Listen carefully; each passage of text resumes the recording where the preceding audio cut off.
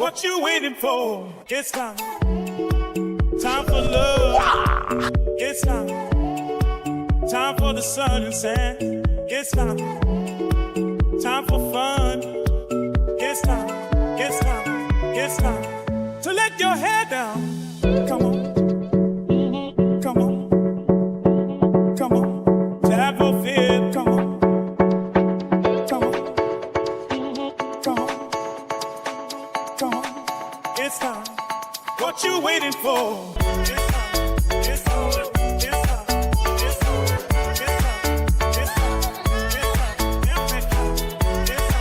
It's time. It's time. It's time. It's time. It's time. It's time. What you waiting for? It's about that time to break forth the rhythm and the rhyme. I get mine, so you get yours.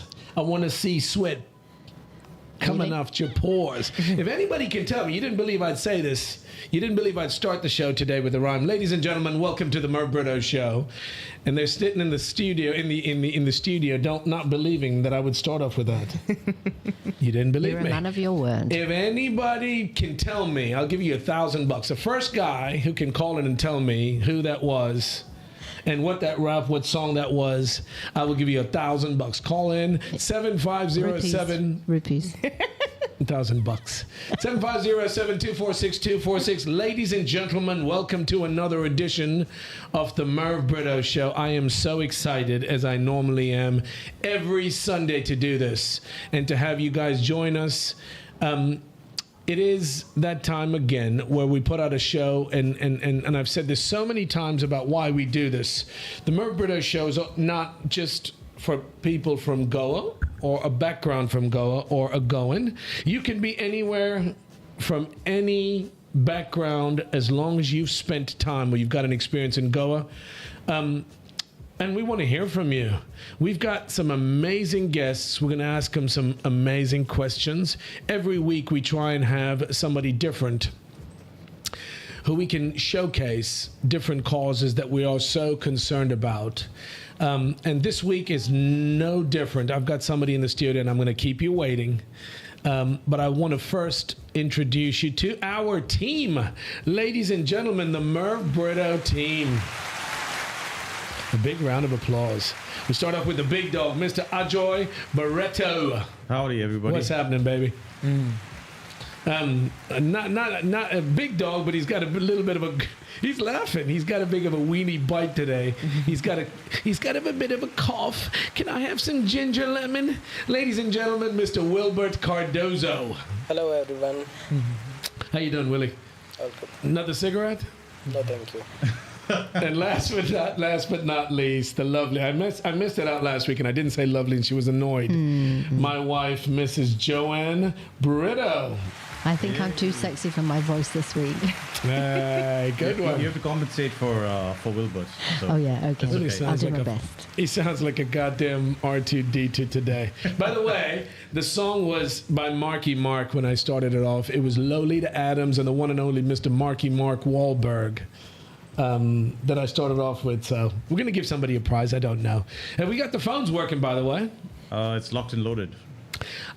Guys, I laugh and joke, and we have a good time on the show. But I really, really have to tell you that I appreciate the work that all three of you do, and you guys work so hard. Joanne, you've done so much hard work with today's guest, the one and only Joanna Pyres, and I thank you for all the background information and the visuals and all the stuff you did. Mr. Britto, thank you so much for the visuals, the graphics, all the time and effort you guys put in.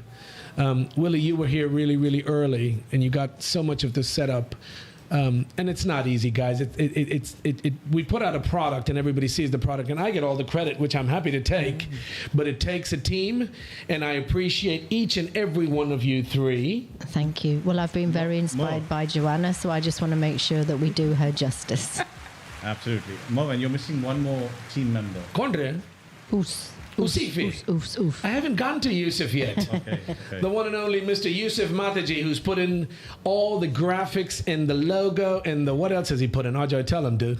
the thumbnails. Thumbnails. The promos. Come on, sell it, dude. Sell it. Yeah. He's been Videos. pushing our show very well, and we're very happy to have him on board. Yusuf Mataji, if you're listening, thank you so much, mate. You are part of the team.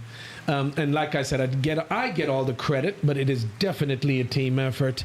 And I said I really wanted to thank you guys from the bottom of my heart.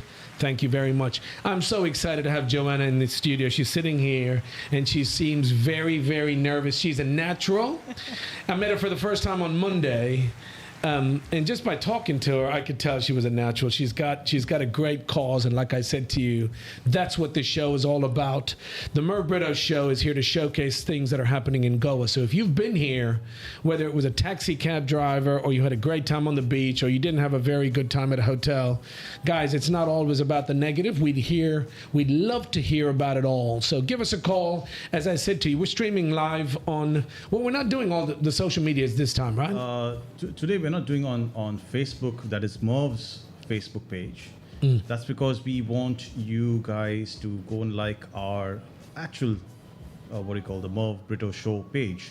So we'll be putting the recorded version on Merv's page with the plea. Move your mic up closer to you. Yeah, with a plea to please like and subscribe on our Facebook page, because we want to go live there. Right, Merv? Like, share, and subscribe. We're on all the social media pages, dude. We're on YouTube, Instagram, Twitter. It's called X now. But we're trying to get to the point where we stream the show on Facebook, on the Merv Britto Show Facebook page, right? That's right. With your help, if you can get involved, like, share, subscribe, give us a thumbs up. We will start broadcasting in one place and one place only. But you can still watch snippets and shorts and all that good stuff on YouTube, Instagram, Aniqueta. X? Yeah? Yeah. Okay, so we're going to try a different format. You guys have done so much work, and we're struggling to find. By the way, let me get back to this topic. If you're out there and you want a job and you want to work on the show and you want to be part of our team, we are desperate to find somebody in Goa, or anywhere in India for that matter, who could help us with editing, with graphics, with putting together a lot of the stuff that we need. Social media, actually. Some social media expert that can help us to promote this. We're all relative beginners, and we're getting to the point where there's a lot of work that gets involved in putting this all together and putting it out there. So if you're looking for a job, and if you're not a snowflake, we've had a lot of snowflakes join the show. You wouldn't believe, Joanna, if I told you we've had people get involved in the show, and they're so excited to get involved, and they're like snowflakes. They can't get wet in the rain, and it drives you up a pole, because we do pay very well.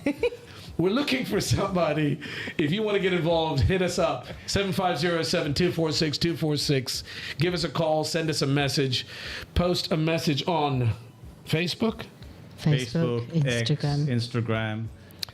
We definitely have made a lot of progress. We've done a lot. We've gotten to where we are, and we're just trying to introduce the setup where people can call us and we can take you live on the air with us. We should actually use that. If you can tell me who sang that song, I've already given away the answer, You've told already. Yeah, you told them. Lolita, Holloway, and Marky Mark. Forget it. You didn't call, you don't get it. Have you got some environmental tips or anything like that? Any environmental songs? I tell you what, I don't, but I've got a very interesting guest. Ladies and gentlemen, we have promoted this show because it's right up our alley. Something that we are very passionate about, and we love about this place that we call home. I'm going to get to her without further ado. I want to welcome the one and only Miss Joanna Pyres. Is it Halloween? What's that all about, man? No, this is for World Environment Day. It was a whoop whoop. Okay. You know what? I mentioned earlier, Joanna, I met you on Monday, and I've never met you before. And just from talking to you, so easygoing, you're so lovely, you're succinct, and you spoke so passionately about something that we do the show for, because we love Goa. And it's not just all Goa-centric. We're not nuts about it. There's good and bad that we talk about. But I would love you, and I'm so happy you're here. Thank you for taking the time. Thank you for inviting me. Our pleasure. Listen, you're gonna have a lot of time to describe what we're so excited about. You've got a website. You've got a lot of information we're gonna get to. But first, I want to ask you, Joanna Pyres. That's not a Goan name. Is it a Goan name? You're looking at me. It is a Goan. Is it a Pyres? Yes. Tell me what the background is. I've already read your bio, but I want people out there listening to know you've got some going in you, right? Right. So my grandfather, Joseph Perez, was born and he lived in Raya, Okay. in South Goa. And he came from a farming family.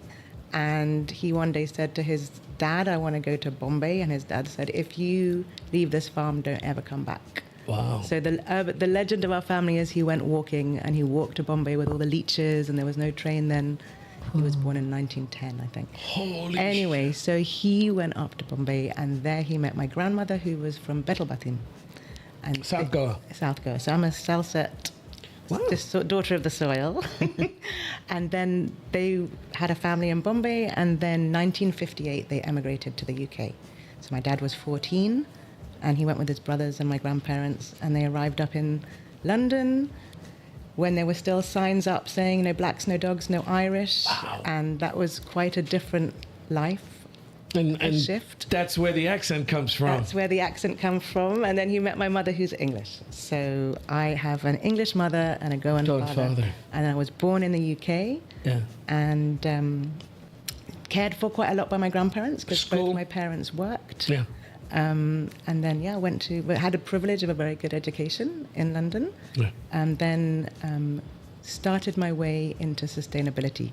So I wasn't deeply connected to Goan community in London. I know there are a lot of Goan groups in London, but we weren't connected to any of them, I think. So you're a London girl. You were born I'm in a London. London School, girl. college, everything. University, I went to University of Bristol. Okay. So I went out, but school, growing up, and then worked in, I'll explain, corporate social responsibility, working with companies who want to work with NGOs to make a bigger difference and works with... When obviously growing up in the UK and stuff, people from the UK come to Goa very, very frequently, many people. Yeah. And you've got a lot of Indians all over the world that love to come back on vacation. When was your first trip back to Goa? So, strangely, I was 27 the first time I came back. I was totally disconnected from my Goan roots, Merv. Honestly, other than my grandmother's food and some stories she used to tell me, I was disconnected. I was totally in an English life completely. So vacations, all the mischief and all where? Nothing. I was disconnected. And there are so many people like that who don't come back. Yeah. Whether that's because they can't afford or because life seems so appealing in the rat race. I grew up in the States, and it's Right. far away, and you rarely meet a North American, Canadian, American, whatever in Goa. But you've got a lot of Brits that do come here on a regular basis. They've been coming here for years, and we talk about the goose that laid the golden egg. We've had a couple of conversations with other guests about how Goa has changed, and not necessarily for the better. But your first trip was when you were 27. So I was 27. I came with my brother, who was 17. And he wanted to go on a roots trip. And I wasn't really that bothered, but I thought a holiday would be nice. I'd like to see it. And I really wasn't prepared for what happened when I came. And somehow it was like my body just sunk in. And was like, oh, we're home. And my mind was thinking, no, this isn't home. It's like my body was, oh, yes, it is. No kidding. No, and I just felt like I'd found a part of myself that I didn't know was missing. Where did you end up? Where did you land when you came to Goa? Did you go to the south? So, yeah, well, we flew into Bombay and then we went down to the south. And actually, it's an amazing story because we found out from my auntie in Chembur where the ancestral house in Betelbatim was. Stop. Did you just say Chembur? Yes. You know, I'm from Chembur. Are you? Oh, my goodness. Yes, so my auntie Norma, I think they probably went to the same church. Anyway, my auntie Norma told me, oh, this is where the house is. But there was nobody down there at the time. And so my brother and I found it, asked some people, and then we went in and it was crumbling, unfortunately. And we broke in and it was amazing. There were wardrobes with my great-grandfather's name, Basilio Pais, like written on it. And then there was the window, the beautiful French doors had frosted window with the initials on. And then we found photographs of my grandmother. I mean, it was unbelievable. It was just an incredible What year moment. was this? This was 2003. I'm blown away. Did you say Norma Pais? Yes. So I know I was as they call them, kachabacha. So I left to the UK and the US when I was very young. I know Norma Pais, but your surname is Pyres. Yeah, so my grandmother's name, she was a Pais, but my grandfather was Pyres. So Holy shit, Norma Pais' granddaughter. So you went to, so you were in Bombay. Norma Pais was my dad's godmother and aunt. And the pictures you found in the house and the engravings and stuff? Yeah, it was amazing because it became very real. And it was also, and for a while I thought, oh my God, I'm going to do this house up. This is like a piece of ancestry. But then it came to my understanding what is actually involved, because the house was still in my great-grandfather's name, and there were 9 children, and then they all had children, and then they all emigrated to like Kuwait, New Zealand, everywhere, and UK. And then I'm like 4th generations down, and I thought, wow, that's going to be the rest of my life, getting the paperwork together for that. This story sounds relatively familiar because I came back. Well, I was lucky. I had a bigger brother, and he brought me back, and he said, it was all for the mischief. He had been to Goa many times, and he had grown up, spent a lot more time. I was a lot younger when I left, and I was hooked. And I grew up in Chembur. We went to school in Baikala, and we only got to come to Goa on holiday when we had school holidays. Right. So we came and stayed in Saligaon, did all the mischief and eating the boras and the mangoes and all the stuff we did. But I know Chembur. I'm going to do a show, by the way. We've got so many people that I know, obviously family and friends that spent time in Chembur. So you go to your first trip was Chembur, then you come to Goa, and you mentioned the south. Yes. Where in the south? So Bittlebatin is where we went to. And who was there? You and your brother traveled. Did you meet somebody? There was family staying there? So we met some family who were in the north. We didn't meet at that time any family there. But I've since found my grandfather's family. So I have my wonderful Auntie Connie and her family who now live in Margao. Wow. But yeah. This is funny because I've been through this when I came back. And I grew up, I went to school, I went to college and everything in the U.S., but there's a strange feeling when you come to a place and you feel some kind of belonging, you feel some kind of connection.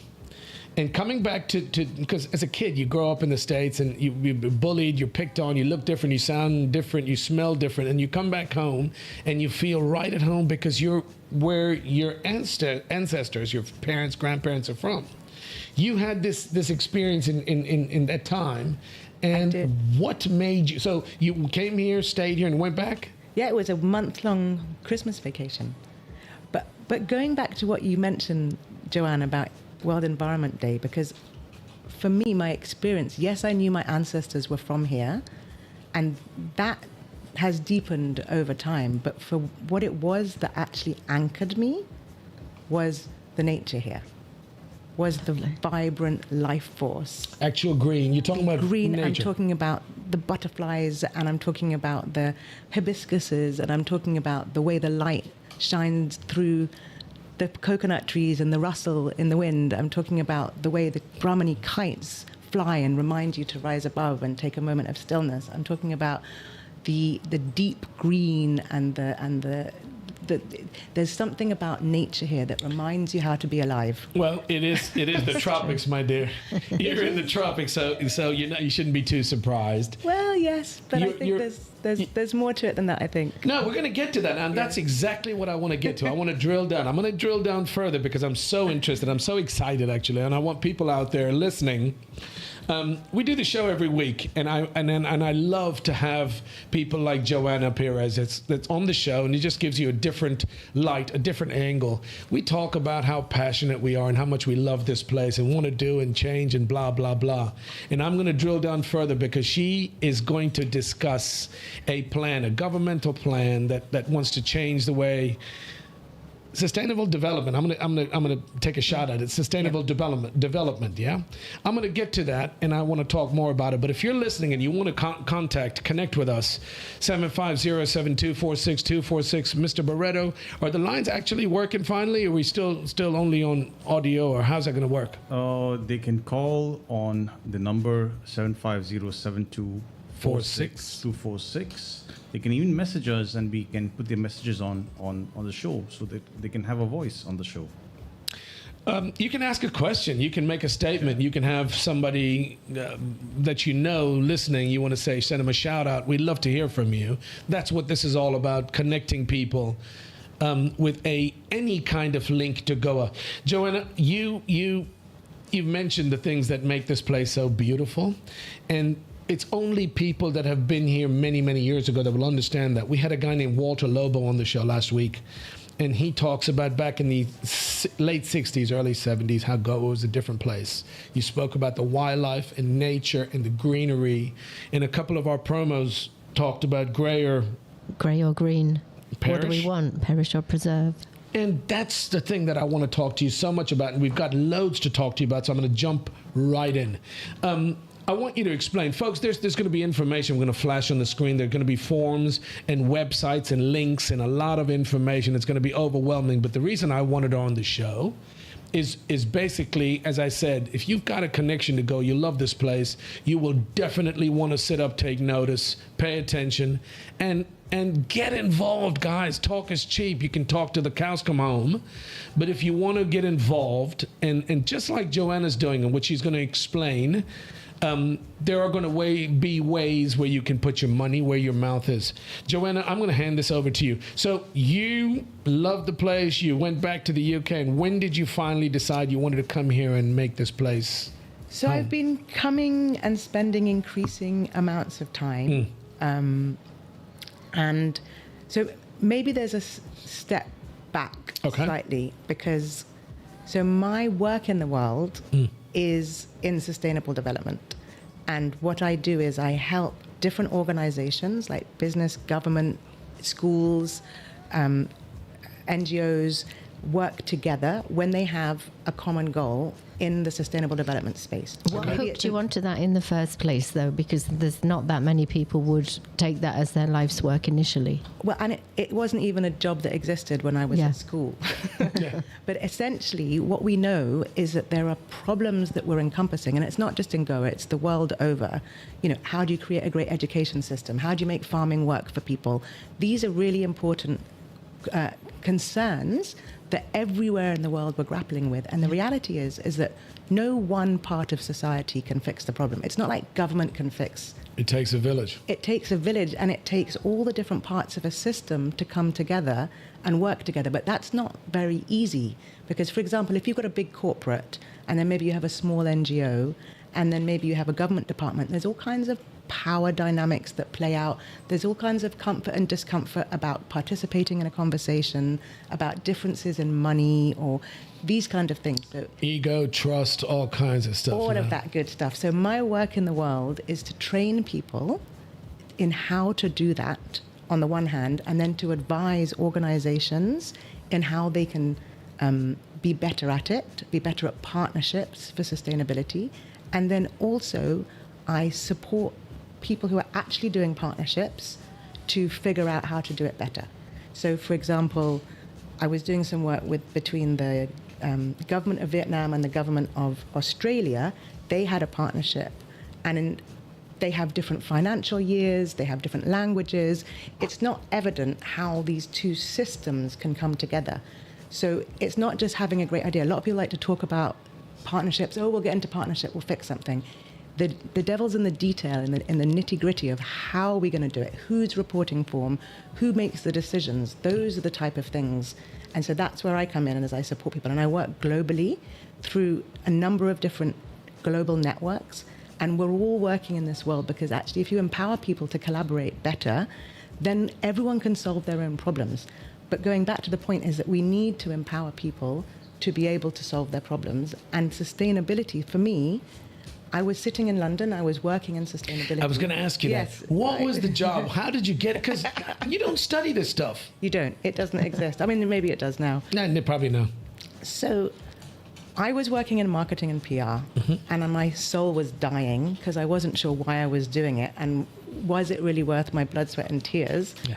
And I feel deeply about the causes in the world, and I discovered what was then the early days of corporate responsibility. We're talking 2002, it's 23 years ago.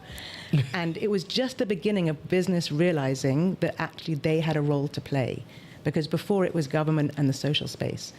And So I decided to go into this space, and I was very lucky. I started on a job called Business Action on Homelessness, which was where we had Marks and Spencer, Barclays Bank, the Office of the Deputy Prime Minister, and they were all trying to fix a problem that was big. I don't know, Joanne, you'd remember. Yeah. Homelessness was a big, big issue. Absolutely. And it's not just that people have no job, no home, but once they start to get a little bit more secure, they then need a job. But they've been out of the job world for a long time. So how do you even get into that? So this was a whole initiative where the government wanted them off public benefit. This is in the UK, back in the UK. And some of the companies wanted new employees, and then there were other companies that needed employee and volunteering because their employees were feeling soulless. So this program brought together all these different stakeholders to design a program to help people who had been isolated get back into work. And so through that, so that was the first way in, and then it's not even a job, it's a need that gets met. And then the whole practice of how do you do this has been developing, and even now it's not very well known. But I believe it's the leadership paradigm of the future. It has to be. It has to be. It is. You know, at times have changed. And you mentioned you might not have studied this in school, and we've heard about the environment and development and sustainable development and technology, and now you're in AI and you've got all these functionalities with technology. But what you say is so important because the devil's in the details. The thing about it is you've got problems all over the world. And you can have all the money in the world, you can have all the money donated, you can have all the people in the world, but if you can't put that together, Gaza, we talk about the stuff, the war happening in Gaza, and they've got what is it called? They've got all the food and stuff that's being, the aid trucks and all being stopped. The aid is being, people around the world are contributing. The aid gets locked in a warehouse. Finally, these people they're out of starvation. They're forced to go and break in, and because you have to be able to do a job where you can put A with B with C with D and E. And that's the point I'm going to come to. We're going to talk more about, I want to know about the actual, so sorry, I'm going to jump ahead. You did this, you worked in the UK, and that was a start? Is that how you wanted to? So that's where I started in sustainability, and this idea of the meeting place of different parts of society coming together to achieve something. And the more I got into sustainability, the more it seemed that this is really the crux of it. Yeah. Like you say, and if you fast forward to, say, for example, disaster response or climate crisis, whenever something happens, you've got to be able to mobilize the resources that are around and work in a way that is respectful. And that's essentially all that partnership and collaboration is. Absolutely. Can you respectfully mobilize together and meet the needs? But working in sustainability, it became increasingly clear to me that the decisions that India make will determine whether the world goes in a terrible direction or manages to avoid that, because what 3 billion people do, you know, and this again goes back to this why we're here, because India is on this massive development movement trend. Yep. And whether those development decisions and purchases are sustainable or not will make a massive difference because of the scale. Mm-hmm. So if you can influence a greener footprint, a lighter footprint from development in India, then you can have a global impact. So going back to your original question, why did I want to come? I came because, number one, the quality of life here is so much better. Everybody from here is trying to get their Portuguese passport to go and set up in Europe. To get out. But when you get there, you know, urban living is not necessarily a massive story of happy, flourishing people, unfortunately. Mm-hmm. You know, and I think that's one of the reasons why not only I wanted to come, because quality of life is here, but if you see post-pandemic, the huge influx of people who've come as lifestyle migrants here is because we have a fantastic quality of life. But you've also got to have the right mindset. Exactly. But what I'm saying is we have something here in terms of the quality of life which is special, and which at the same time as India develops, we don't want to destroy, we don't want to throw the baby out with the bathwater. Very, very true. Right? So and I think for me, I grew up in a totally British environment, really, and a very colonized mind. And it's been an amazing experience to spend time in India, not just in Goa, but also around India, and deepen with the deep ancient wisdom there is about how to live in balance, about how to be in community, about how to have reverence for the sacredness of life. And all of these things are really important, and they have no place in a Western model of progress, actually. They're not part of the economic drivers for development. And so what I noticed when I came to spend increasing time here was that these things that actually give life meaning and value and quality, they're here, and yet those are the very things that are being destroyed, like you said, by the urbanization. So I think, one of the reasons why we are here is that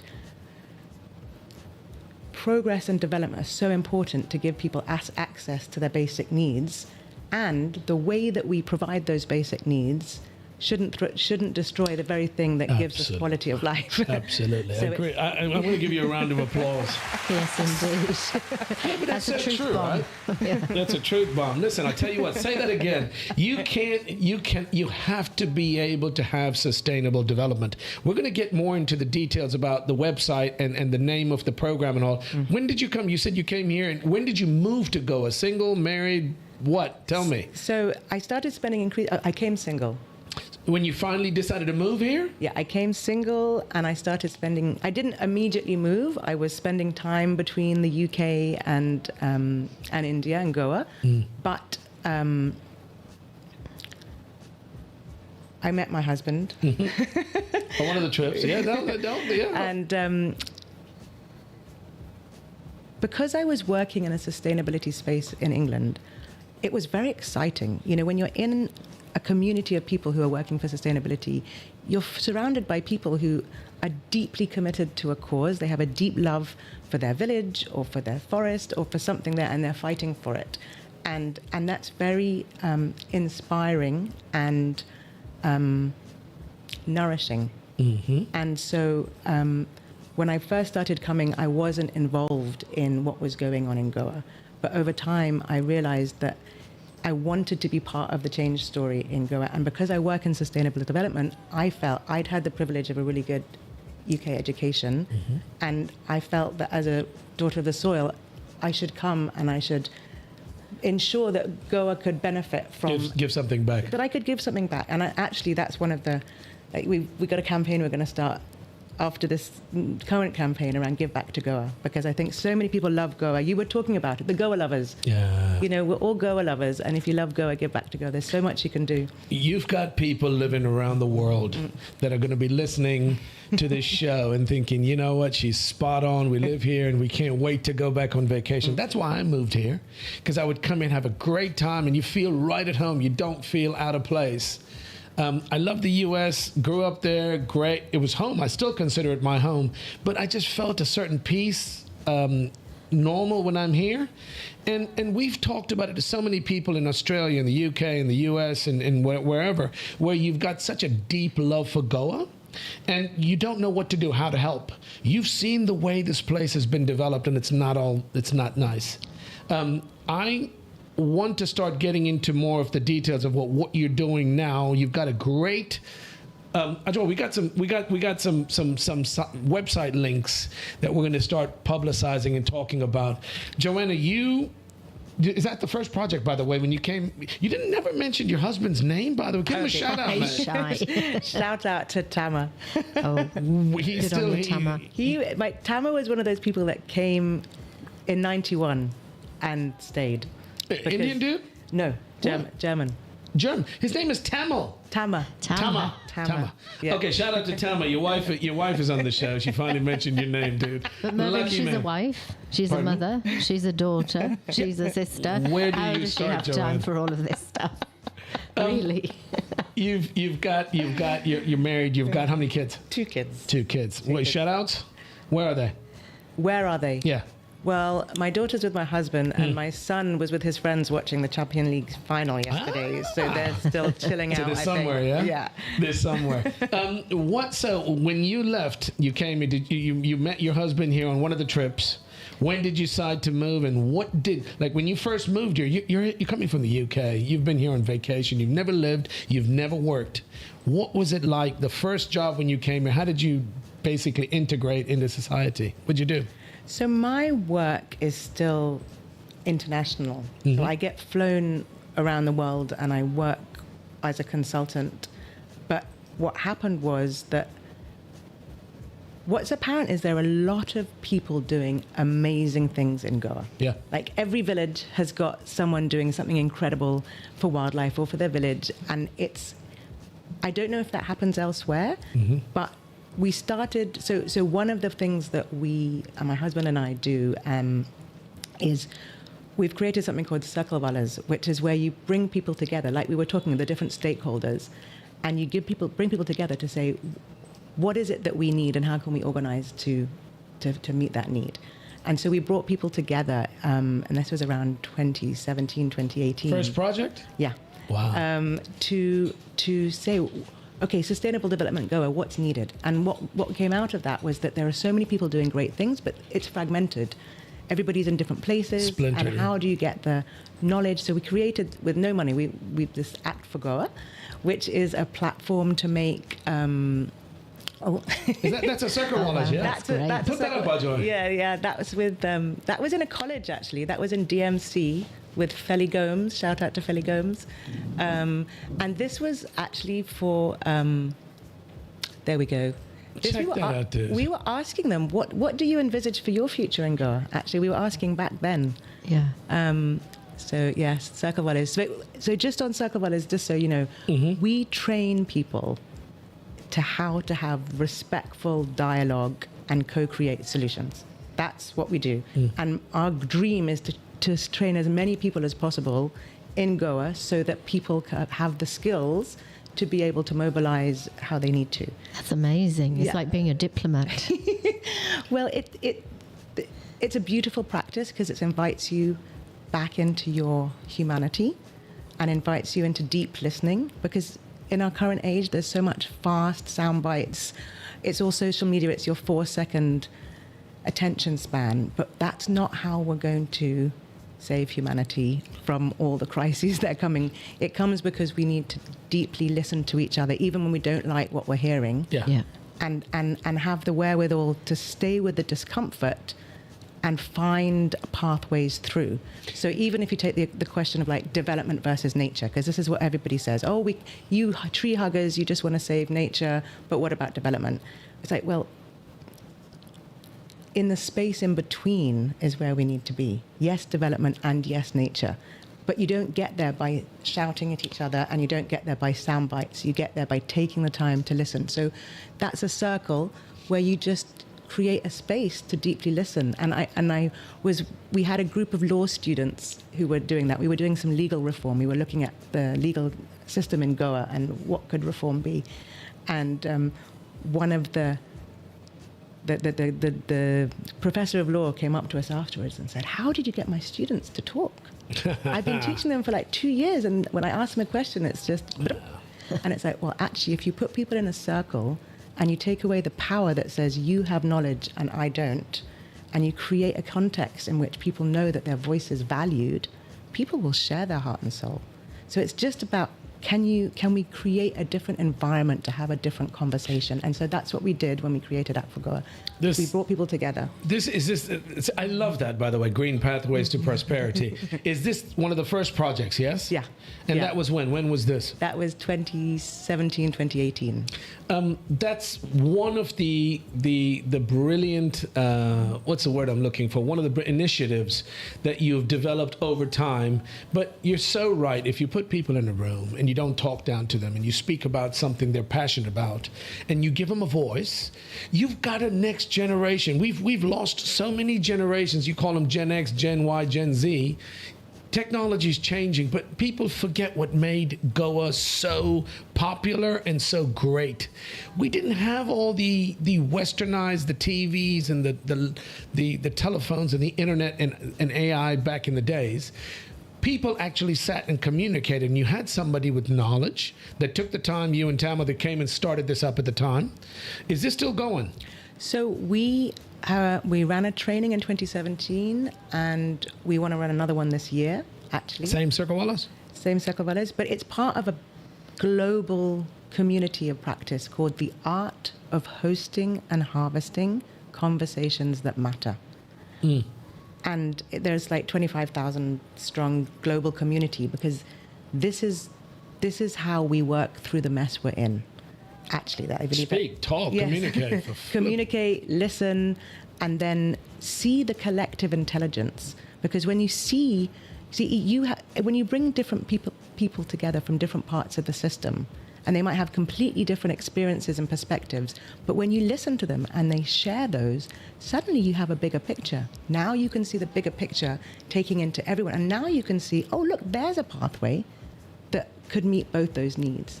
But if we don't listen to each other, we can't see that bigger picture. And so we believe very passionately in giving people the skills. But like I was saying, so 2017, 2018, we brought people together, and from that collective inquiry came the sense we need a collective platform for sustainability, because to make the information available and to allow people to find each other. So we created a website. We've been 100% volunteer-based, so I should let you know, but we have a website with a directory, which, and we're going to hopefully raise some money and revamp it all. But there's a directory so people can find, it's like a Green Pages. This is the Act for Goa site. This is the Act for Goa site. So it's like, and we've got... We're flipping through this. We've got the website open. We're gonna people can. Yeah. So this is the current campaign that maybe I should talk about. No, I'm gonna tell people. No, not yet. Not yet. Okay. Is that the finale? That's also the amazing part. Joanna, I love hearing this. I love listening to the stuff that you're one of those people that actually took her talent, and you, like you mentioned earlier, you've got so many talented, knowledgeable, qualified people that are willing. Oh my God. They would love to help. And I'm not just talking about here in Goa. We've got massive names of people that have done great things here in Goa, that have moved back to Goa, but people all around the world that are willing to donate, maybe financially willing to get involved, want to donate their time. You bring something so important to the table. Even with government, they can't do it. But to get these people together, to coordinate, to let them get involved and use their skill set for the betterment of Goa, right? So you're doing something now specifically here in Goa. Yeah. And I know it involves the Goa government. Well, yes. So the context is this. I believe very strongly that collective action, by bringing different stakeholders together, you can solve anything. And I've seen it work around the world. That's my job in the world. Right now, so one step back. We did a workshop actually in November about conscious planning, because I think one of the key things when we're talking about what's going wrong with development in Goa is the way that planning is happening, planning and development. It's not necessarily taking cognizance of the things that we love and being able to protect those things.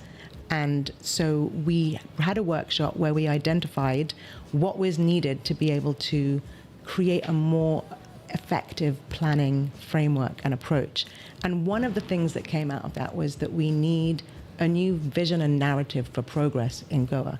Because as long as there is an idea that progress looks like increased concrete, right? As long as that feels like what is modern, then we're not going to necessarily solve the problem. So there, I think, is an old perception, there's an outdated model of progress or a blueprint for progress that says fields are are useless or something, and unless you make a mall out of it, it's not economic. Boo. Right? Which is just crazy. It's crazy. So, but obviously, at the same time, farmers are really struggling. Yeah. So we have we have to look at what is the vision that we want for Goa, and then we can plan for that. So this emerged as, we had hydrologists and city planners and urban planners and architects and community development and ex-sarpanches in this workshop, because that's what we do. We bring diverse voices together, and we identified that this is what was needed, that we couldn't really make change until this happened. And then lo and behold, the government of India is launching and running its Vixit Bharat initiative, which is about developed India 100 years after independence, so 2047. And this is about making sure that there are, on the one hand, the social needs are met, but also that there is economic development and infrastructure development.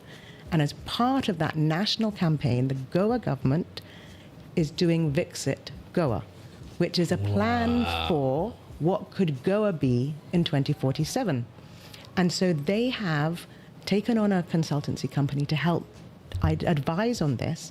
And part of the outreach is a public consultation asking anyone, including diaspora, anyone in Goa and the diaspora, what do you think the issues are? What should be done? And what is your vision for Goa? Jesus. So this is the most amazing opportunity. First of all, we have to applaud the government for asking. Absolutely. Yeah. And second of all, this is exactly the moment, because as we see around us, and the reason we were saying, Goa's at a crossroads, is because the model of development is destroying so much so fast that at this point, if we're making a plan for the next 22 years, this is our opportunity to say, actually, hang on a second, we don't want the plan that we seem to be doing. We want that you're doing anyway. Yeah. But you're doing it. We need a different plan. We need a different vision. We need a different pathway. We need a pathway that provides people's basic needs whilst protecting everything that is beautiful and valuable. Give her a round of applause. Absolutely. I love that. Listen, ladies and gentlemen, you're listening to the Merv Britto Show. And we are proud. We're happy to be any little part. If we can contribute, Joe, and we're going to get more into this. We're going to dig deeper into this. Yes. But that's exactly what the show is all about. The listeners, the people involved, anybody involved.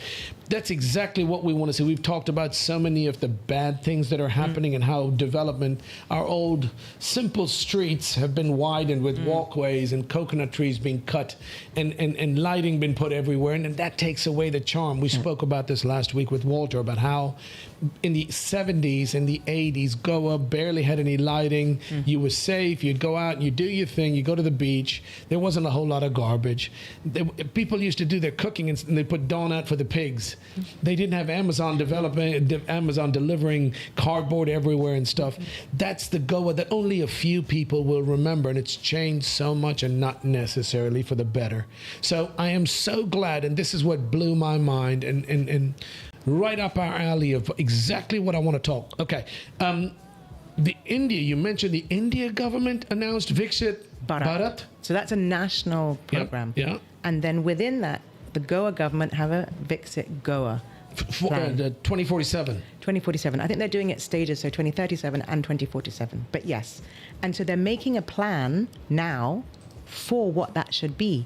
So this is the most amazing opportunity for us to say, hey, we've got ideas. We know how we want that plan to be. So it's the government is asking, and so we need to show up and say what we really want. Otherwise, there's no point sitting on the sides and complaining. And complaining later. Why didn't you? Why is it like this? Because now we've each one of us got the opportunity to speak our voice and be heard. And so I don't know whether you want to... I want to bring some of the stuff up, yeah? Yeah. So this is what blew my mind. You're going to have to explain it because it is complicated. Okay, so first of all, the government... So this is... Okay, so this is the Act for Goa. So Act for Goa, which is a collaborative platform for stakeholders for a green future for Goa, and it's a call to action, and it doesn't really belong to anyone. The idea is that hopefully it's something that it can be everybody's platform. Can you announce the website? What's the website? So it's actforgoa.org. And then this particular page for the Vixit Goa, the Green Vixit Goa, is actforgoa.org/Green Vixit Goa. No, oh not my that one. God. So hang on, if you just go back to the website. Thank you. So what we've done is, because it wasn't it's not that everybody could find this and not everybody knew. So we felt it was really important to mobilize people to have their voice heard. So if you just go up to the top a bit, thank you.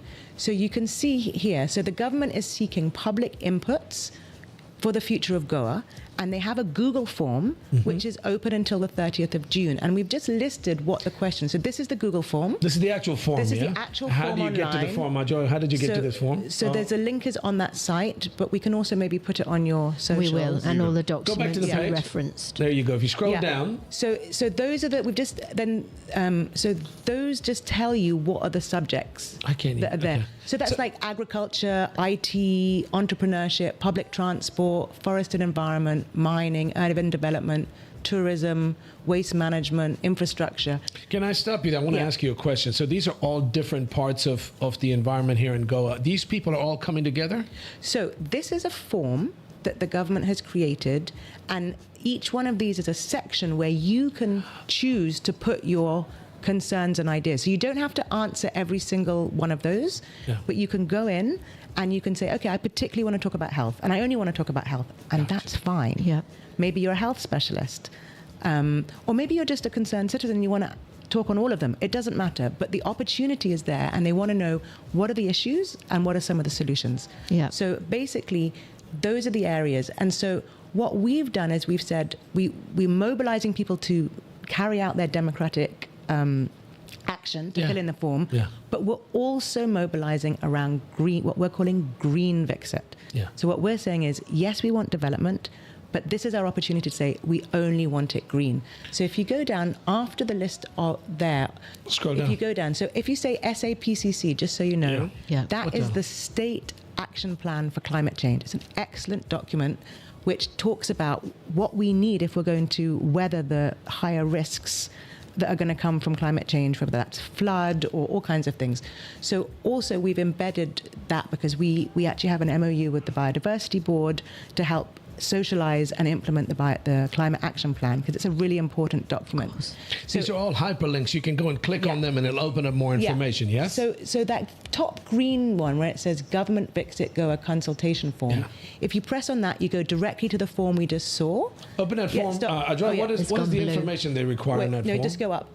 So, no, you've just passed it. Sorry, you were just there. It's turned blue, I It's think. turned blue now. Yeah. That so one. that one there opens up. You'll see that's the Gotcha. government form. So you just put your name and a few Details. demographic data, and then it goes straight into asking you about agriculture and fisheries. So you can do, based on your background, based on what you're interested in, you can select one of those You can- topics, Yeah, and just put in. click Just on the go link. back to the document, just go back to the website, because there's also almost like a consultation or a guidance document, isn't there? If people are particularly interested. if people want to go straight in, this is the form. Yeah. And now if you go back to the website, Ajay, thank you. So you can do that. If you want to get some inspiration, Yeah. there is underneath the government form, what we've done is we've done a quick collation of some of the existing reports that have been made and some of the specialists in different areas. And you can see we've created a collective people's proposal for Green Vixit. So that's just saying we don't need to start from scratch. There's a lot we already know. Gotcha. And that is an open Google Doc where people can read and get inspiration, but they can also contribute. So Yeah. we're crowdsourcing. So alongside whatever the government were doing, we're also sort of compiling a Green Vixit. And there is That's just a it, Google yeah. form you can see, and it's just saying what the issues are. It gives a form again, and it just shares some of the pointers that some of the specialists working in sustainability have already felt and have suggested as a good opportunity to Let's do. mention the website one more time for us. www.actforgo, did you say? Actforgoa.org, yeah. And then Green Vixit, there's actually a Green Vixit button. What the hell is Vixit, by the way? Vixit, the Hindi word, right? Vixit? Yeah, Matlab? It means developed, Vixit. I believe. Yeah. Oh, look, that says Viscit. Oh, dear. I'm just going to say Vixit. If you go down, so as well as that people's proposal, what we've also done, and this is quite exciting. We just launched this yesterday. So we've made a petition Oh, choose because a greener Vixit for Goa. yeah. So basically, what we've done is we've leaning on drawing on a lot of data that has already been gathered already. We've developed 5 principles for Vixit Goa, for a green Vixit Goa. And if you go onto the petition, I think you've got it open already.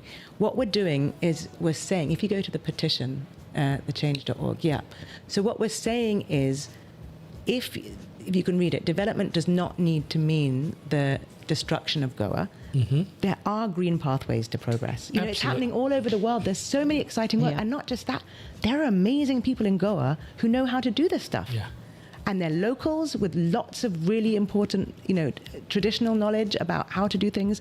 They're people like you and me, Merv, who are ancestrally Goan, who have come back having gathered knowledge from abroad. And then there's people who just love Goa, who've decided to settle here, who also have great knowledge. So we're this hub of talent, particularly in the green space, actually. And so we could co-create something really awesome. And Goa could actually, I think, it could lead in India in terms of showing what an aspirational green life looks like. Because actually, the fact that everyone's moving to Goa because it's nice shows you that what Goa has is aspirational. It's the wealthy who are moving. It's not, I mean, obviously lots of migrant labor, but the wealthy are moving because Goa is now the place to be. And it's not the place to be because it's full of high rises. It's the place to be because it has those coconut groves, it has those fields, it has that spaciousness. I know people who've moved from Delhi because their kids can't breathe, right? And so they're coming here because we have clean air. That's an important health necessity. Of course, health. You know, so anyway, so the point is, we can do progress in a way that is healthy and green. Yeah. And we just have to say that what we're doing now isn't that. So if you go down, what we can see is that it says we can do it greener, but we need to send a message that the way that we're doing it now, which is changing the face and the feel of Goa, is not what we want. And so we're asking people to sign the petition to say we want a greener path, we want a shift. You don't want to make this place another Delhi or a Bombay or a Bangalore with traffic and high rises and concrete everywhere, right? No, and unfortunately, people's idea of progress is urbanization. So we'll have to challenge ourselves. What does progress look like if it's not a city? Let's imagine. Yeah. It's a great green adventure and everyone's invited, right? Because we could just think about what we want. How do we do this? And we get everyone's creative juices going. And there's so many people with ideas. You read some of these things from village groups. People are doing amazing things. They just need to be given the scope and not be fighting against development, against each other, but also against a model of development, which, let's be honest, it's failed. Yeah. It's failed. The reason we have climate change, the reason we have seas full of plastic, the reason that we have raising suicide rates of young people is because it's not working. So why would we follow and ape a model, that isn't working? No, but this has been the way it's been for so long, and nothing seems to be changing. And it's nice that people like you are stepping forward. You will have a lot of people that want to get involved, talk a great game, but they're always there's a lot of people that are qualified, capable people that won't get involved because of what's the word? It puts a gray light around them, and it ruins names and reputations because of the politics and all the underhanded stuff that happens. I love the fact that you guys are doing this, and I want people to know all this information. We're going to have this information on our website. Go in there. It doesn't take long. Fill out a form. Get involved. If you're tired of seeing what is happening here in Goa and how things are being developed, the way it's going right now, Joanna, it's not. We've had a couple of people on the show that have talked about how beautiful Goa used to be. And all these people want to come here from all over the world and build houses. And I want to have a swimming pool, and I want to have a car and driver and 15 maids. That's not what made this place special. You moved here because of that. Well, and I think that's it's funny you should say that, because I was reflecting on this recently, and I think, and my husband and I talk about this, it was because Goa wasn't commercial that it was such a breath of fresh air. Everywhere else was trying to squeeze every penny, any last dollar, whatever it was, out of you. And you came to Goa and it wasn't like that. You didn't feel like you were being rinsed. You know, something else was more important. Taking time to talk to your neighbor on the balcony. You know, like whatever it might be, there was something about being human and being in community that wasn't a commodification. And I think what's happened is there's been this commodification out there in the world that is now seeped into Goa. Yeah. But I have a lot of faith, because when you speak to people, even though I know people feel it's going downhill and that it's already lost, the spirit of the people is here. And it's the people that make Goa what it is. I know I said it was the land that grounded me here, but actually it's the people, it's the incredible tolerance and openness, that has made it the melting pot. The hospitality, the warmth. The warmth,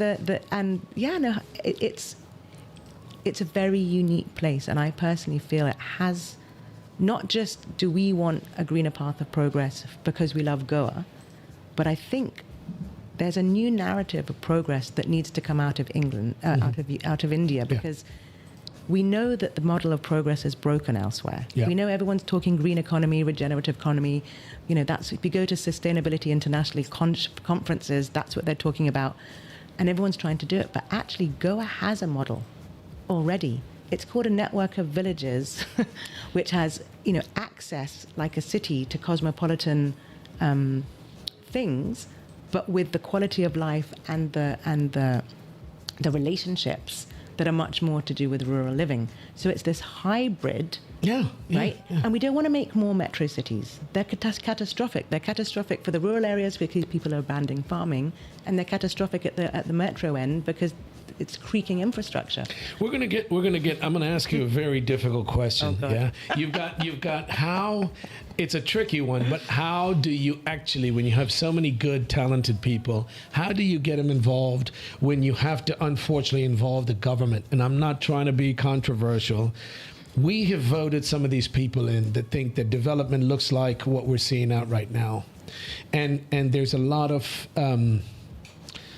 corruption, where you can build what you want, where you want. We used to have something called the CRZ, 500 meters from the beach line. Guys, you've got hotels and high-rises being built right on the shore. So although we talk about this and we're passionate about this, and that's what makes Goa, I come back to the one thing that I say 100 times, Goa is such a special place to so many people that want to come here, that want to live here, that have been here, that have said, you know what, screw you, I'm moving, because now this is becoming another big city.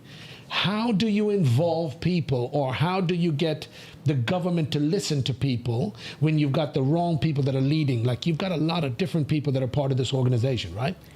Yeah, so I think the first thing to say is that there are a lot of really amazing people working in government departments who are as distressed at what is happening as everybody else, because when they leave the office, they're a resident. And they're a resident who can't get their water. And they're a resident with power cuts. And they're a resident watching the field opposite them get developed when they know it's been illegally filled, And so there's, within the body of government, there are a lot of good people who would like to do more, and some of them have their hands tied. So I think it's important that we make that clear. Second of all, I think that we need to also acknowledge that the model of progress that people have in their head, it's not just the government.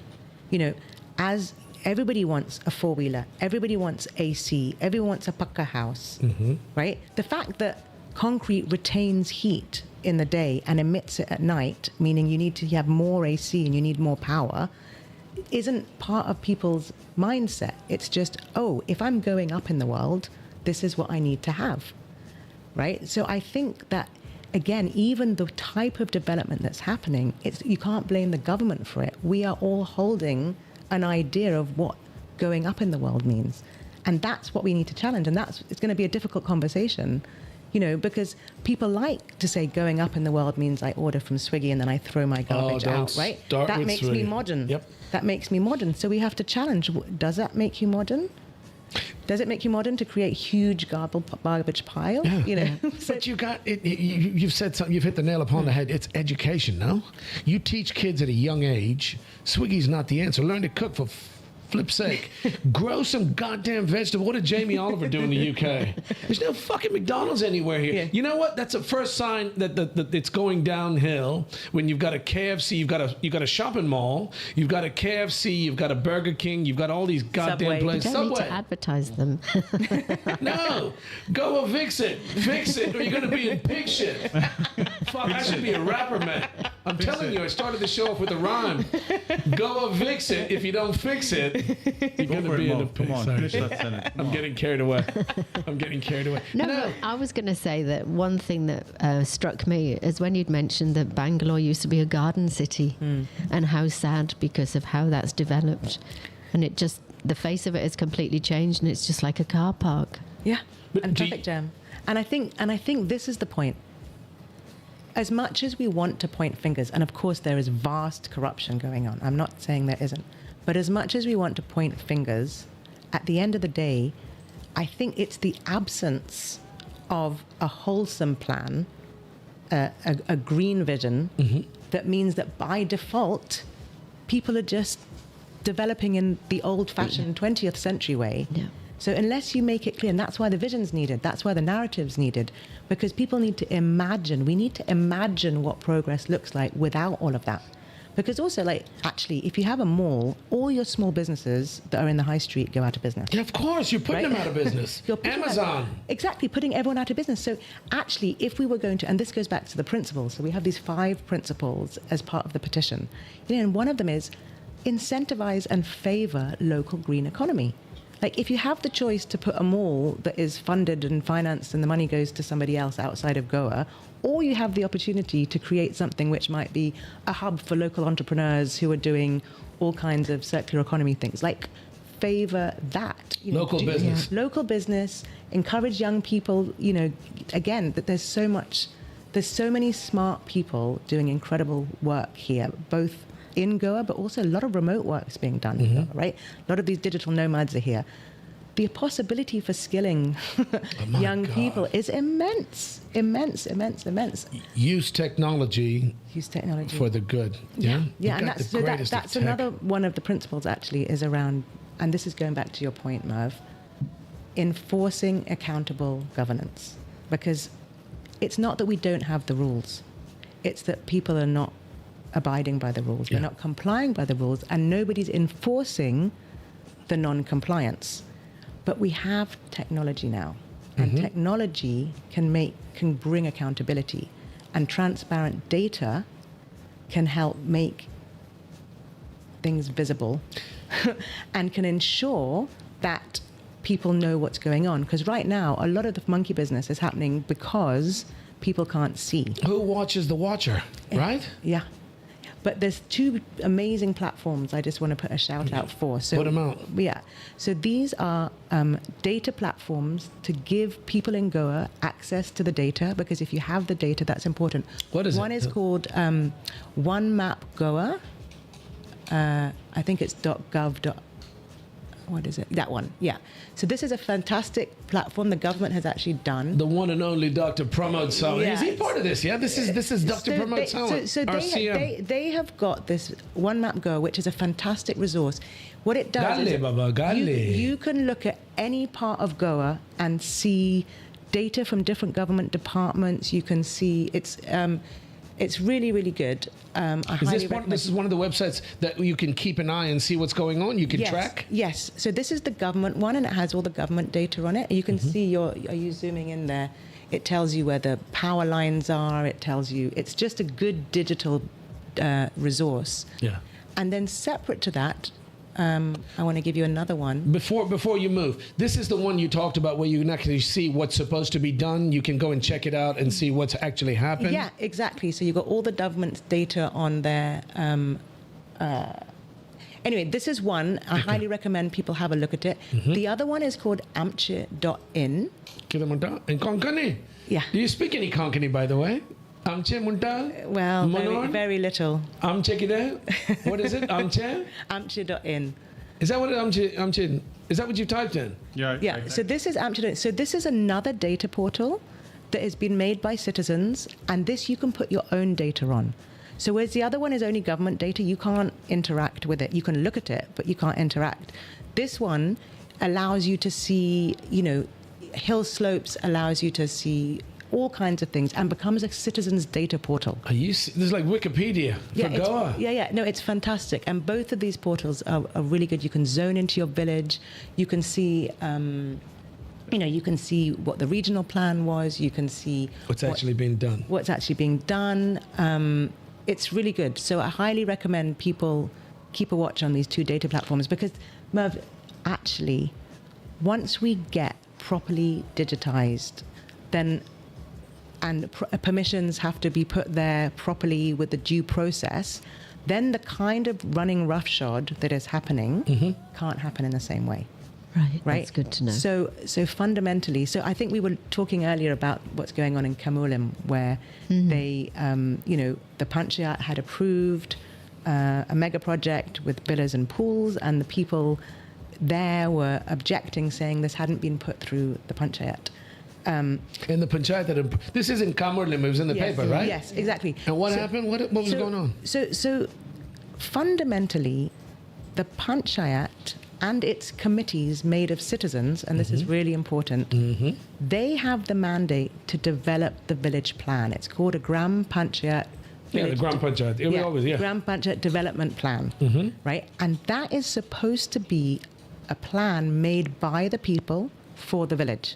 And on the basis of that plan, money gets released from central government to do the infrastructure, to build it all up. There you go. He's put a picture of this on the screen. Yeah. This is what's happening in Kamulim. Yeah. So I just use it as an example, because this is a situation where the Sarpanch has given an approval, but the people haven't said that that's what they want for their village. And they're saying, well, this is going to completely interfere with local lifestyles, with traditional livelihoods, but also, how much water, how much power is going to be taken, and has somebody done the calculation?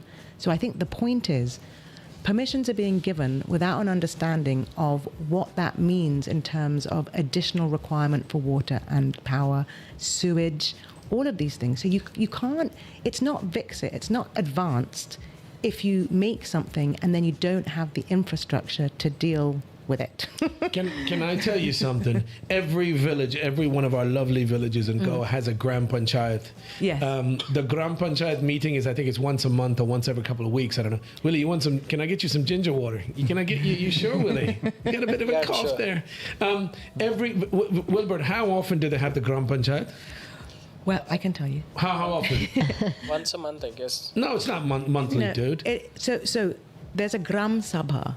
Okay. Yeah, which doesn't happen even monthly, actually. There are 4 normal and 4 special every year, and then there can be ones that happen in between. And that is supposed to be a participatory. So you remember I was going back to Circle Wellers.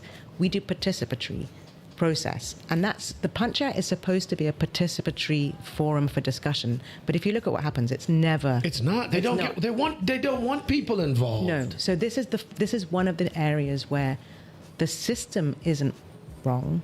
It's the implementation of people within the system who are not operationalizing the system, if that makes sense. So nobody gets taught how to run a proper meeting. Yeah, which right? is so Nobody true. gets taught that. Yeah. So then, of course, you can't expect. I mean, and obviously power plays a big role. But the point is that every village, also every Panchayat has committees: water and sanitation committee, waste management committee, and those committees are supposed to be manned and womaned by residents of the village, including anybody over 18, by the way. So any young person can participate. And there's also something called the Bal Panchayat, which is a child's Panchayat, but we'll get onto that another time. The point is that the people, the Panchayat Raj is a participatory mechanism for villagers to design their own village, right? I've never heard that. I've never heard that. That is the beauty of it. It's just we're not operationalizing it. And in Goa, there's, I think it's only 1 or 2 villages that actually put a full plan together. Proper, yeah. But we also have, I mentioned earlier, the Climate Action Plan, which says there's a whole bunch of stuff we need to do, right, to prevent flooding, to prevent fires, to do all of these things, as temperatures rise or as we have encroachment of saline water. We need to be the decisions that are being made in the villages is not just about have we got enough water to give people drinking water, but it's also, are we planning for the future? Because if we build a building where actually that's your water catchment area, then you're creating a water scarcity problem down the line. So the point is we need to get the proper data to be able to make good choices about what development gets done or not. And so that's why, again, we need to give ownership to the people, so that because they know what they need. And probably they don't need 47 new apartment villas with pools. They probably need a youth club. And maybe, you know, like what people would decide to develop is not what is actually changing the face of villages. And I think that's the point, is development for public interest? Is it for the betterment of the people? Or is it for private gain? And I think what's happening is right now, the face of villages are changing for private gain, but not necessarily providing any public interest. And that's where we have to be very careful, because Goa is only 3,700 square kilometers, and it very quickly can just go, which is why we said preserve or perish. If you've got the money from wherever you come, you can do anything in Goa. And sadly, that's exactly what's happening. We've got some brilliant people. We've got some smart people. Unfortunately, they don't get a say, and they don't get what you guys are trying to do is bring people together. They don't have enough of them together working collectively to stop what's going on. And there's so many questions, Joanna. I want to ask you so many questions. Who watches the Watcher? Like, you've got those two websites where you can actually see the government official plan, and you can actually the plan.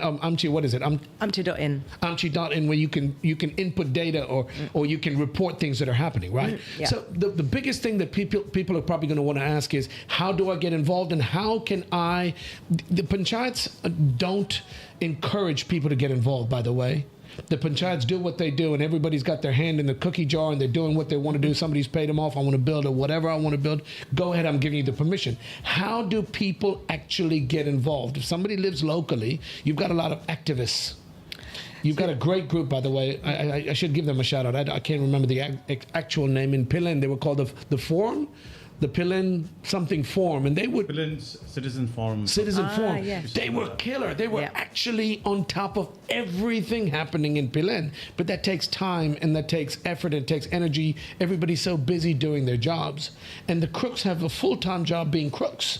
So people don't want to get involved, because at the end of the day, I've seen these guys build. They start off with garbage receptacle. They start off with little stones, and they'll start off with 4 pillars, and the next thing you know, they've got a villa. They paid somebody off, got a water connection. So the question people are going to ask you is, if somebody does want to get involved, how? What's the best way? We're going to put the information about what you've spoken about. What's the best way for people to get involved, Joanna? So I think, first of all, if we just go back one step, because I think this word activists, I think we need to unpick it a little bit, because it's if you look at activists are people who care about something enough to take the time to make a noise about it. Exactly. Right? And actually, in the context of an unbelievable lawlessness, like you say, that's happening at the moment, these are just law-abiding citizens who are just trying to make sure that the law gets implemented, right?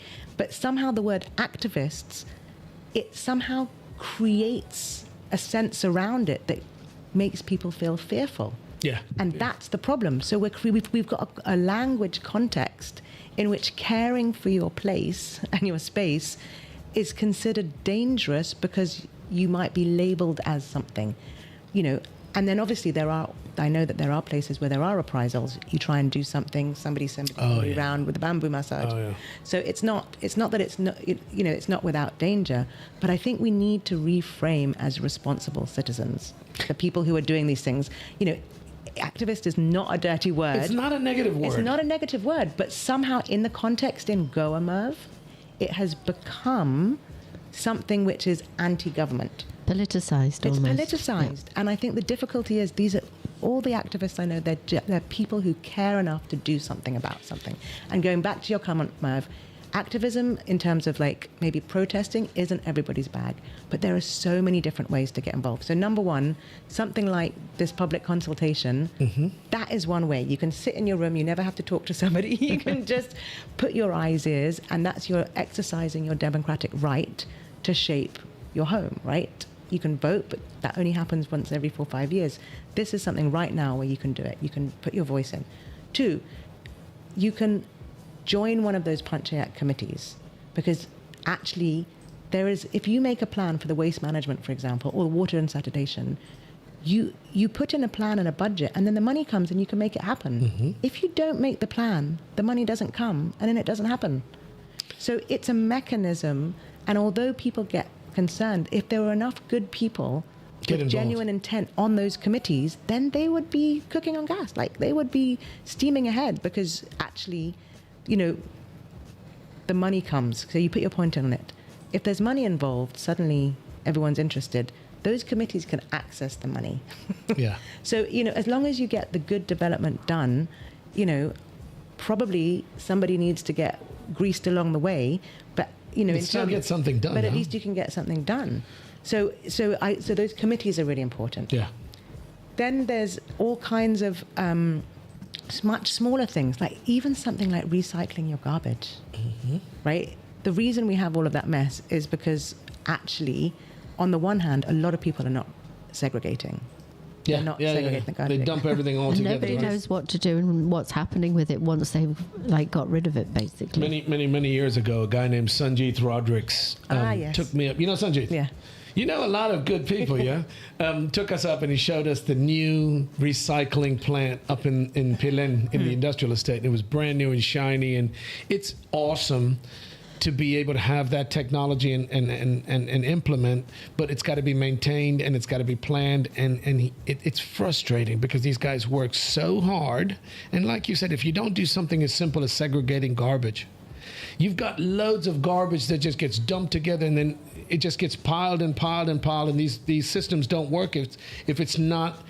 It comes back to the education from a young age. Teach these kids in school. And I think that's happening more. But I've got an interesting fact for you, Merv. Did you know that the first state in India with a circular economy strategy was Goa? Is it? Wow. Yeah. Goa was the first state in India? State in India with a circular economy strategy. People are going to say it's not a state, it's a union territory. We know that, for flip's sake. No. Circular economy. So circular economy, right, also called resource efficiency, is what Goa used to have before, which is you use things lots of times and you try and use as little as possible. I mean, that's just a basic common sense household wisdom that people had. Of course. But with our modern lives, the idea that you use something and you throw it away, which creates these piles of garbage, that's become modern now, right? Yeah. But in circular economy, it's not just about recycling your garbage or segregating. It's saying, can we design so that we don't make the garbage? Like, what if everything delivered in Swiggy or Zomato came in a compostable thing? Cardboard. Come in flipping paper. Come in paper. What if you could somehow figure it so your lovely little metal dubber, which is, you know, your tiffin box, which is brilliant. Yeah, of course. If you could do that, then you're not making the garbage in the first place. So yes, we need to deal with it at one end, but we need to design it out. You know, and that's lots of opportunity for jobs. So going back again, new packaging, new products, new services that could actually... Is that the circular thing you're talking about? That's the economy. Yeah, exactly. So I think just the point is that there's another example where we've got good strategies and policies in place, we're just not implementing them. So I think we need to mobilize all the good people. Get the leaders involved. You've got these big name politicians. You've got the Michael Lobos and the Dilip... No, what's the guy's name from Porvory? Who's the... County. What's his name? Rohan County. You've got some dynamic people out there. These guys want to do good. They want to be revoted into positions of power. You just need to make sure that they have the right people and the right people getting involved. That can actually help to make this can actually be brilliant for Goa. Yeah. You know what I mean? We've talked so much about it. So I think, so in summary, I think there's something about shifting what progress looks like. And that's why the vision's so important, right? When we close our eyes and we imagine Goa 2047, are we seeing high rises? Oh my God! Are we don't seeing mention. 4-lane highways? What are we seeing? Yeah. And we need to paint that picture, because then we can get there. So, but it also means not having vast amounts of delivery. Like we have to live differently as well. Sustainably. What did you do back in the good old days in Goa when everything was grown? It was cooked. It was love. It was basically what you did here in Goa. Love. Just love, no? Yeah, I think you put your picture. I love that. Yeah. I love that, because I think it came up recently. You mentioned it. Taking the time to cook together and to eat together. And talk. Right? And talk and be together is deeply, deeply important in so many ways. And if you look at a lot of the people in the cities, they're not taking that time. No, And I wanted to just, I thought Mervyn was going to go into cities, I was going to say the villages that you mentioned, the good work in the villages, because in the cities you're living a really fast-paced life, but in the cities there's lots of great initiatives like that Made in Saligao, where they're having that market, which is what you spoke about the other day and all, which That's is my amazing village. stuff. Yes. That's my village. You got to give a shout out to Saligan, by the way. They're doing, well, I don't know what it's called. It's amazing stuff, right? They have this every Tuesday or Thursday where you can go and everything's cooked at home, made at home. Why can't more villages and people get... Well, they could. I mean, I think that's the thing. First of all, I think we have to acknowledge the amount of amazing people doing amazing things in the villages is really commendable. Like, all of these groups of villagers who are saying, no, we don't want this development. All of these groups who are protecting trees and protecting lakes. These are people, like we're saying, are putting their lives on not their lives, but they're putting their reputation in terms of this activist idea on the line to say, no, we care enough. And I think they need to be honored for caring enough to take action. They do. And then there's all the people doing all kinds of great work. So I think one of the things that ACT for Goa does also is trying to create a platform so that people can tell their stories, because the more people know that actually the majority of people want to be involved, no? Yeah, they want lovely, vibrant villages that are green, that keep their quality of life, that keep the traditional flavor, that have peace of mind. I think people. I think there's a spirit of Goa that is somehow there that we all tap into, that we feel is getting lost, and now is our opportunity, Merv, to say, I'm going to fight for that spirit of Goa. I'm going to put my vision down, and I'm going to stand and say, we cannot let Goa go to the dogs. We are going to stand together and work together, not just till 30th of June when this consultation's on, but let's come together with joy in our hearts. If you genuinely care, right? Yeah, and there's so much possibility. Like, never doubt what a group of committed people can do, when they come together with good intent.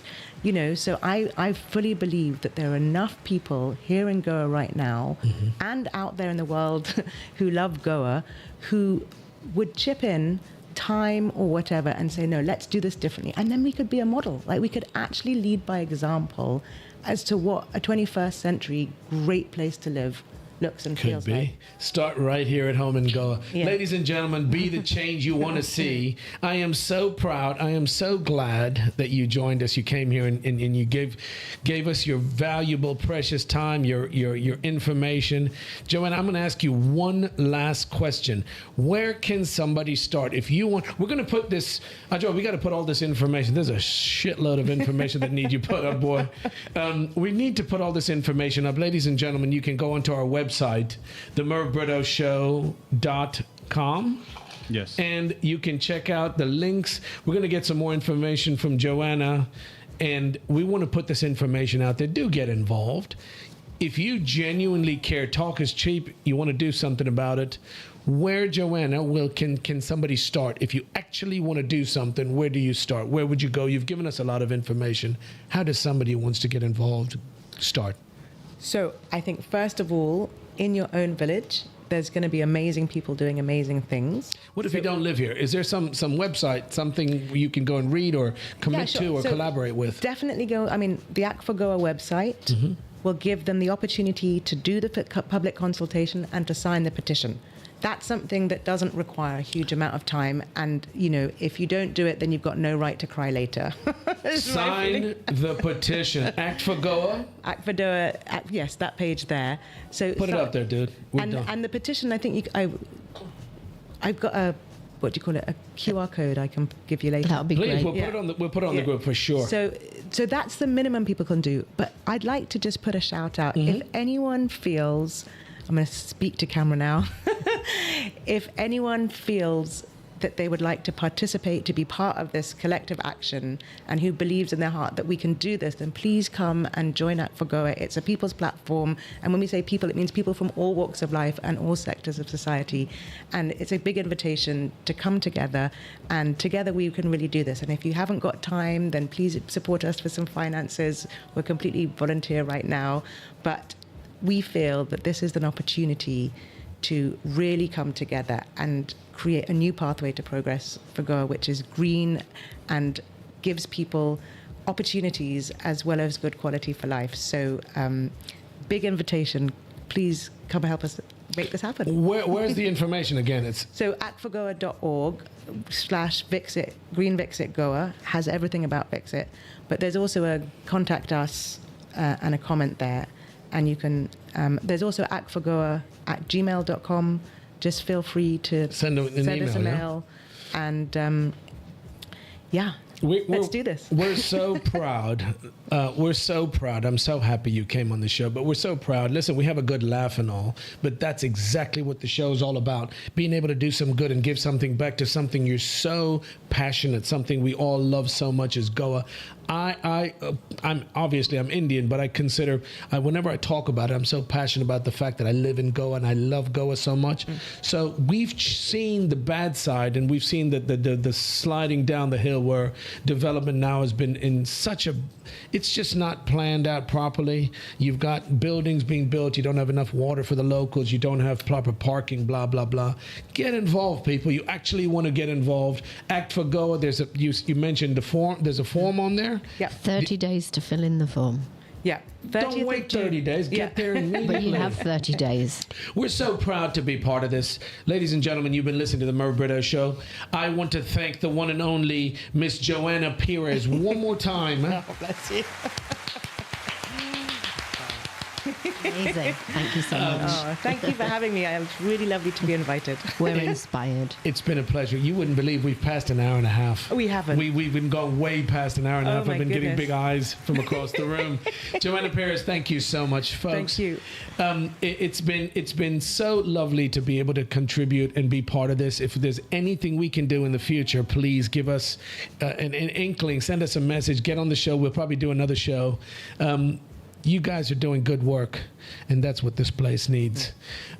Ladies and gentlemen, thank you once again. And if you want to get in touch with us, send us, Ajoy, we had some really, really nice comments and not so nice comments on the site. I'd love to read them another time. Someone didn't like your foreign accent. My accent? Your foreign accent. They needed a Goan accent. They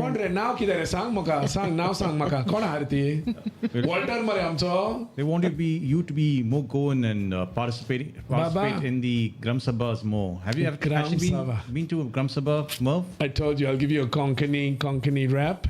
If you don't check out Goa Vixit and you don't fix it, you will be in the pig shit. Let me tell you, this place is going down to hell in a handbasket. Folks, For context, the pigsty was actually a revolution back in the day in terms of sustainability. Yeah, it's the best. The piggy it's the toilets. best. Yeah. It's the best. Full circle, folks. If you really love this place and you want to get involved, that's a very, very easy thing and a great opportunity. Don't wait for the 30 days. There's a time limit, right? Yeah, it'll close on the 30th. Get involved. Ladies and gentlemen, thank you once again for listening to us. We'll be back here next Sunday. As always, check us out at our website, themervbrittoshow.com, but we're on Twitter, we're on Instagram, we're on X. We'll be putting a lot more of this information out. Thanks once again to Joanna Pyres, and I hope you guys have a great week. We will see you once again next Sunday. Take care. Yay!